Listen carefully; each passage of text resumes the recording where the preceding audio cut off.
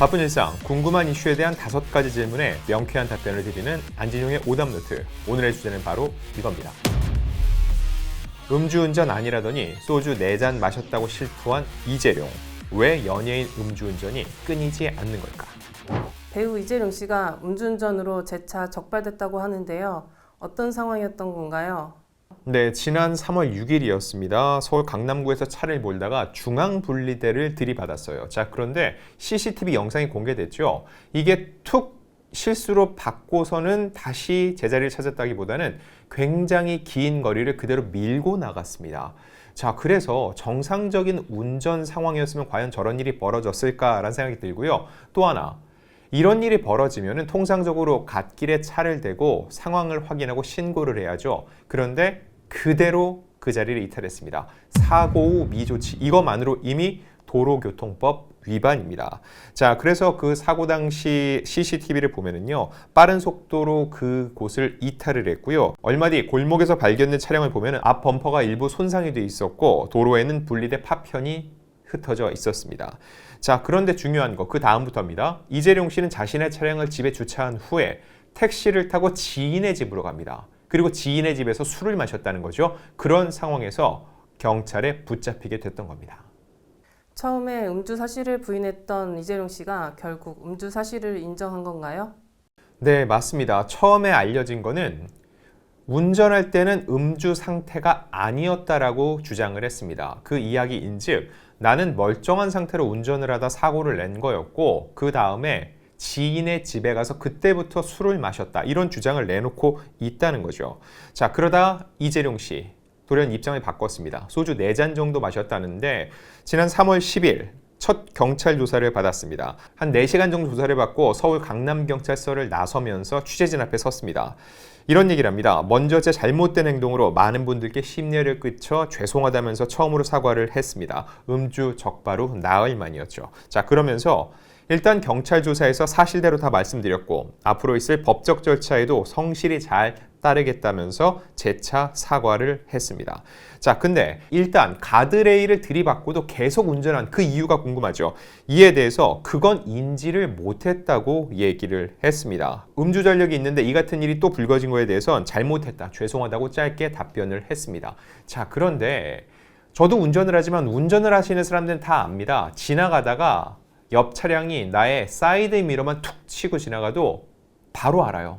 근데 그 정도로 중앙분리대를 들이받았는데 그걸 인지를 못했다는 게 과연 어느 정도 납득이 가능할지 이 부분에 대해선 여러분들께 상식에 맡기도록 하겠습니다. 음주 사실을 인정했지만 여전히 남은 의문점이 있다는데 어떤 부분인가요? 일단 자신의 집에 차를 댔습니다. 그리고 지인의 집으로 갔죠. 거기에서 술을 마셨다는 거예요. 경찰이 조사를 했을 땐 면허 정지 수준의 혈중 알코올 농도가 검출이 됐습니다. 자, 그 이후에 이재룡 씨는 소주 4잔 정도를 마셨다라고 음주운전 사실을 시인했다고 하는데 근데 여기서 끝날 일이 아닙니다. 왜냐면은 실제로 어느 정도 소주 4잔이었는지 더 마신 건 아닌지 그 자리에서 곧바로 측정한 게 아니기 때문에 이걸 특정하기가 쉽지 않다는 거죠. 소위 말하는 이후 지인의 집에서 또 마셔서 술타기가 있었는지 이 부분에 대한 생각까지도 해봐야 된다는 겁니다. 그래서 조사는 여기서 끝날 게 아니에요. 일단 행적을 추적해야 됩니다. 이재룡 씨 차량의 블랙박스를 비롯해 이 주변 CCTV를 탐문하겠죠. 그러면은 과연 이재룡 씨가 어디서부터 차량을 몰고 왔는지, 그곳이 혹시라도 술을 파는 주점인지, 그렇다면 그곳에 가서 누구를 만났으며 혹시라도 그 자리에서 술을 마셨는지 종업원을 상대로 또 탐문 조사를 할 겁니다. 아울러 같이 있던 지인들에게도 묻겠죠. 과연 그 자리에서 이재룡 씨가 술을 어느 정도 마셨는지 여부입니다. 또 하나 있습니다. 택시기사입니다.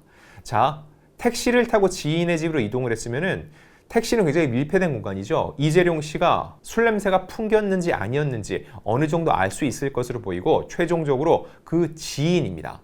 해당 지인과 이재룡 씨가 미리 약속이 돼 있던 것인지 혹은 사고 난 후에 지인과 약속을 잡고 찾아간 것인지 왔을 때 과연 술에 취한 상태였는지 멀쩡한 상태에서 술을 마신 건지 이런 부분에 대해서 추가적인 조사가 필요한 상황입니다. 이재룡 씨가 음주로 불미스러운 일이 휩싸인 건 이번이 처음이 아닌데요. 왜 이런 일이 반복되는 건가요? 자, 23년 전입니다. 2003년 음주운전으로 사고를 내고 음주 측정을 거부한 혐의로 입건돼 면허가 취소된 바 있습니다. 그리고 많은 사람들이 또 음주운전으로 잘못 알고 있는데 2019년에는 음주운전은 아니었고요. 술을 마신 상태에서 한 볼링장에 있던 입간판을 파손해 기소유예 처분을 받았습니다. 그리고 다시금 7년이 지나서 이번엔 또다시 음주운전 논란을 휩싸인 건데 여기서 생각이 듭니다. 아니 이 정도로 술을 좋아하면 그리고 술로 인해서 문제가 발생되면 그만 마셔야 되는 거 아닌가, 자제를 해야 되는 거 아닌가 생각이 든다는 거죠. 이재룡 씨의 아내인 배우 유호정 씨가 몇몇 예능 프로그램에 나와서 얘기한 적이 있는데 남편의 음주 문제로 다투는 일이 잦았다는 거죠. 심지어 집으로 갔다가 3주 만에 돌아온 적도 있다고 하는데 이렇듯 여러 차례 음주에 대해서 각서를 쓰고 지장까지 찍었는데 고쳐지지 않았다는 겁니다. 자, 그런데 유명 연예인들 음주운전 요즘은 원 스트라이크 아웃이라고 그러죠. 한 번만 걸려도 활동이 완전히 끝날 정도로 굉장히 엄하게 처벌을 받습니다. 근데 왜 이런 일이 반복될까 생각을 해보면요. 일단 연예인들이라고 더 걸리는 건 아닙니다. 이건 분명해요. 통계상으로 연예인들이 더 자주 걸린다는 절대 아니에요. 다만 유명인이기 때문에 그들이 적발됐을 때는 대대적으로 보도가 되고 더 많은 대중들에게 각인이 됩니다. 그러다 보니까 유명 연예인들이 마치 음주운전을 더 많이 하는 것처럼 비춰질 수 있지만 실제로는 그렇지 않다는 거 말씀을 드리고요. 또 하나 드는 생각. 아니 인생을 망칠 수도 있는데 왜 그렇게 무리수를 두고 이런 일을 반복적으로 하느냐, 이 부분에 대해선 저는 이렇게 생각합니다. 이런 분들은 음주운전을 끊는 게 답이 아니에요. 왜냐면 제 주변에도 술 먹고 주사가 있는 사람들이 있는데 그 사람들은 술 마시고 안 그래야지 아무 의미 없습니다. 왜냐? 일단 술을 한 잔 딱 마시고 알코올이 들어가는 순간부터 이 사람은 다른 사람이 돼요. 지킬 박사와 하이드 같다는 거죠. 즉 아예 술을 먹지 말아야 돼요. 술을 안 마신 상태에서는 음주운전 다시는 하지 말아야지 마음을 먹는데 술을 마시면은 다시 원상태라는 거예요. 음주운전을 하면 안 된다. 운전대를 잡으면 안 된다. 이런 지각 자태가 사라져버리는 겁니다. 이런 사람들은 아예 처음부터 술을 끊는 게 답인데 술을 끊지 않으면서 음주운전만 끊겠다. 그리고 많은 사람들이 얘기를 하죠. 과연 이런 식으로 적발된 사람이 처음 음주운전을 했다 적발이 됐을까라는 의문을 제기합니다. 여러 차례 하다가 한 번은 걸린 게 아닐까라는 합리적 의심을 하게 된다는 거죠. 그런 측면에서 연예인들의 이 음주 사고, 이게 결국은 그가 가진 음주, 이런 주사의 한 행태라 볼 수 있고 이를 근절시키기 위해선 아예 술을 입에도 대지 않는 것밖에 저는 방법이 없다고 생각합니다. 이재룡 씨가 신동엽이 진행하는 음주 예능 유튜브에 출연한 것도 논란이 됐는데요. 이런 술방은 어떻게 봐야 할까요? 자, 이 짠한형, 신동엽 씨도 워낙 주당으로 유명하고요. 여기에 참여하는 많은 분들이 실제로 술을 마시고 본인의 술 관련된 여러 무용담을 늘어놓죠. 자, 이게 술방 자체가 저는 문제라고 생각하지는 않습니다. 많은 사람들이 매일같이 술을 마시고 술을 마시는 게 무조건 문제라고 볼 수는 없어요. 다만 여기에 출연했던 이들 중에서 음주로 논란이 됐던 사람이 있다는 거죠. 이재룡 씨 같은 경우는 이제 안재욱 씨와 함께 출연했는데 공교롭게도 안재욱 씨 역시 음주운전으로 적발된 적이 있습니다.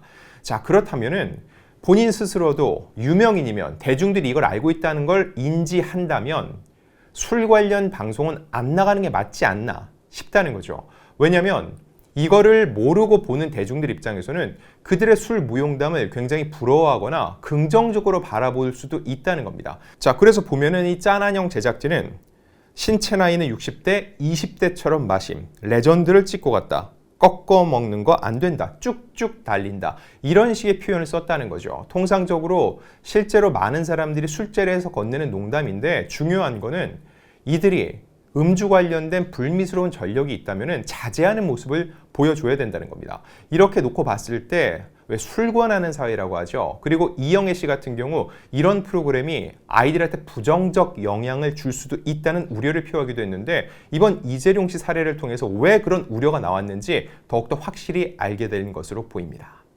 안진영의 오답노트, 다음엔 더욱더 재미있고 유익한 이야기로 돌아오겠습니다.